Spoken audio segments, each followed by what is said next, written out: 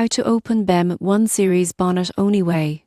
Most people get this wrong by pulling the lever too hard or in the wrong sequence. The surprising truth is that the BMW 1 Series bonnet has a simple two-step mechanism that prevents damage when used correctly. Start inside the car. Locate the bonnet release lever on the driver's side footwell. Pull it firmly until you hear a soft click. This unlocks the primary latch, but doesn't open the bonnet completely. You won't believe how many people stop here, thinking the bonnet is free. Next, move to the front of the car. Slide your hand under the center of the bonnet and feel for the safety latch. Push or lift the latch to release the secondary lock. Always apply gentle pressure, forcing it can bend the bonnet or damage the latch. Once released, lift the bonnet slowly and secure it with the prop rod if your model uses one. Modern BMW 1 Series models often have gas struts that hold the bonnet automatically. Make sure it's stable before working underneath. For closing, gently lower the bonnet to about a foot above the latch and let it drop to lock automatically.